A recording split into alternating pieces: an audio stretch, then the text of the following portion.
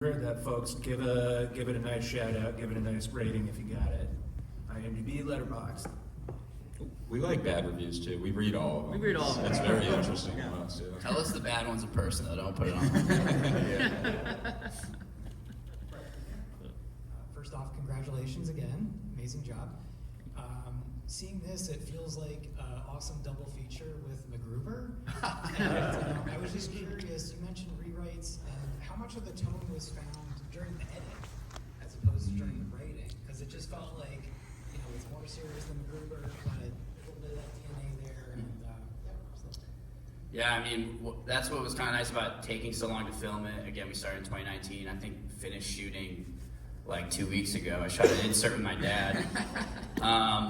But so we just had a lot of time to like work on the edit. And I remember like the first edit, I was like, oh fuck, this movie's so dramatic, dude. We gotta like figure this out. But I think you find some in the edit. You find the funny moments. You find the mistakes in some scenes that like make you laugh. And I think there was a bit of it. But honestly, I think it went back to the script. We spent 3 years working on the script and like workshopping it. So once we felt like that was like dynamite, everything else kind of fell in place. But edit was big. Gotta shout out Wizadu, our editor. I worked directly with him. He's in Thailand, and he killed it, dude. He's still working with us, so. Well, and another thing, like with the edit, was like we were head down in the edit for a long time, and like we were just. I mean, when you edit any footage, like especially like a narrative film, like the movie kind of like reveals itself, and like we were just kind of following that.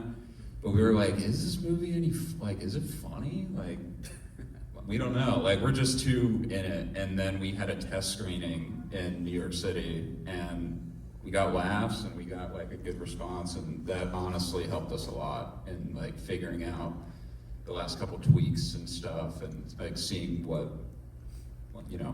played as comedy or whatever. There was a couple scenes where like, this is so dumb, we gotta cut this. Like the cum in its face scene, we're like, we gotta cut this. This is not funny. That was a draft one thing, and every time we did an edit, we're like, we'll cut it next time, we'll leave it. It's a placeholder, and then it ended up and like, we kept it, yeah. But we're like, all right, I guess what we pretty much cut it, and then we're like, we'll put it back in for the show we had in New York City, then we played it and it killed. Yeah. And now that's the thing that everyone quotes, like so many like reviews of people come up and they're like, oh, that's great, that's so we're like, oh my god. How did you come up with that? Oh my god.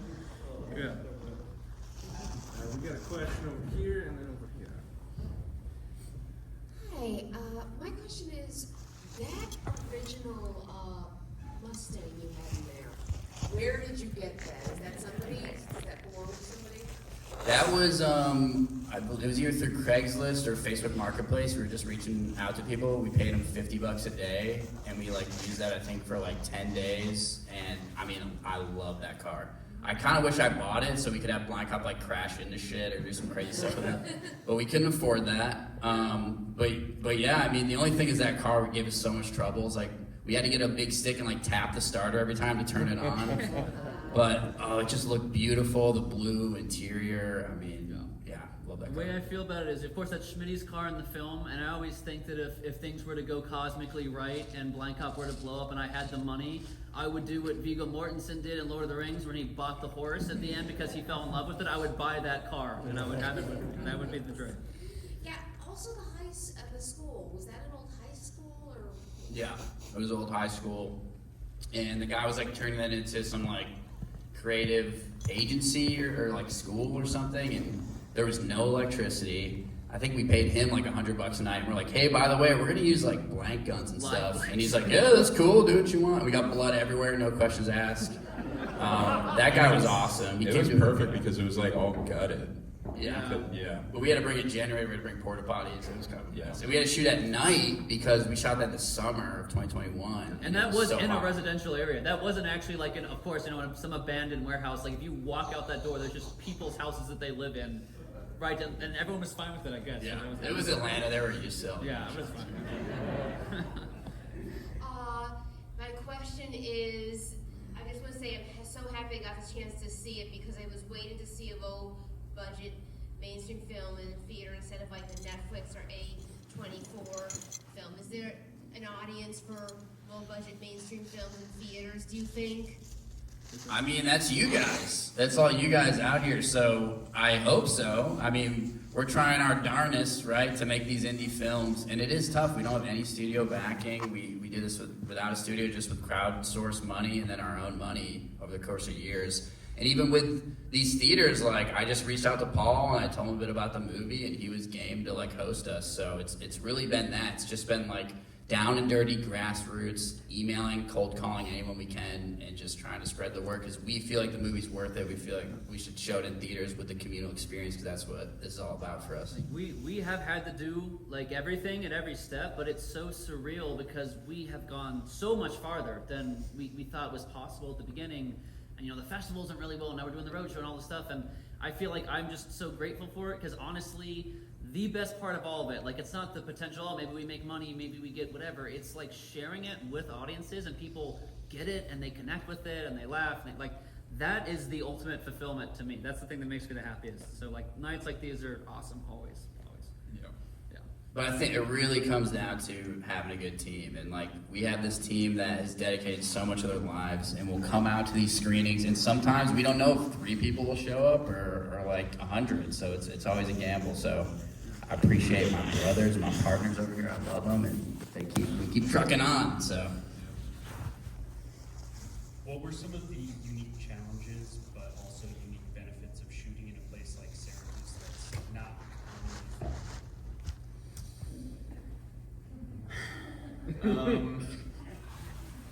I mean, like, my mind doesn't even go to challenges. Like, there were honestly a lot of benefits to Syracuse because it's not like a traditional film town. Like, they don't have infrastructure, so you could see that as a challenge. They don't have like film production infrastructure, so like that's a challenge, but they don't have anything shooting there. So like, we were shooting on the street in the trailer, the cops were like, that's awesome.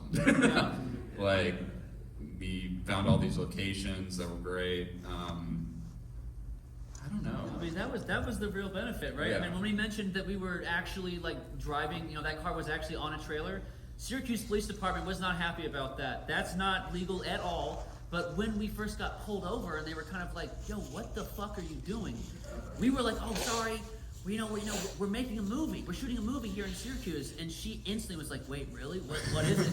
Like, it's a cop movie. And she was like, no way. And she paused, and I'm not even joking. She goes, do you guys want road flares? I can give you road flares. I'll just tell her. And we're like, yeah, okay. And then she was like, you guys have a good night. And just left. Like, no citation, no anything, just left. And we pulled that same move probably 10 times throughout the production. That would never work in Atlanta or New York, but it worked in I mean, like, I guess logistically, like, crew was all people we knew from college, like, and as soon as they left, there was no one in Syracuse to, like, fill in the gaps. And we forced my mom and my dad to come on set and help us out. Yeah.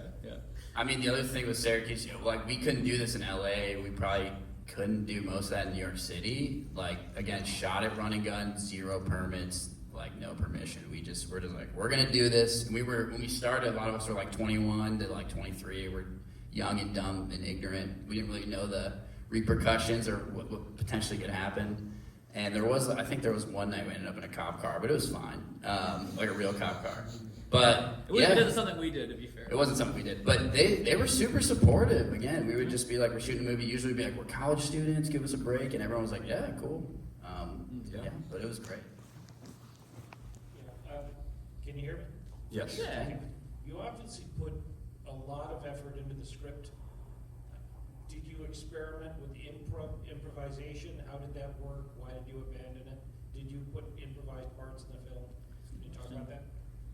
Not really. I mean, we were pretty strict on the script because we're like, we got in the script, we love it. I mean, we're always open to ideas to make it better, but really the biggest improv moments were some scenes that weren't logistically possible, like the ending. We're like, we'll have Blind Cop and Schmidty fight like 100 bad guys. We're like, all right, we cannot do that. So like, we kind of had to figure that out in the day. And then Vietnam, I'd say, was the most like improvisational thing, but we talked about a lot. George had brought so much idea. A lot of that was spearheaded by George. So, but no, I mean, that was the thing with the script. We didn't want like goofy look in the camera, wink comedy, or like his blindness being a joke. We wanted to play with a lot of like situational comedy. The world is so absurd, so like we make the characters very serious, and a lot of like physical comedy. So that's tough to kind of like improvise. But there were moments like when Blind Cop pours the drink on his shoulder and he's like, I need help. He like breaks the like bookshelf. Like that was not scripted. That actually just happened. We were like, we'll keep it. That's George fine. was just leaning on that thing, and it just fucking snapped. A lot of the improvising happened more.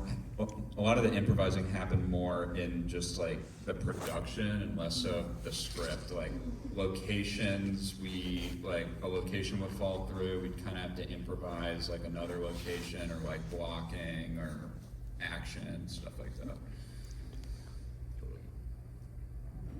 Did you get the road flares?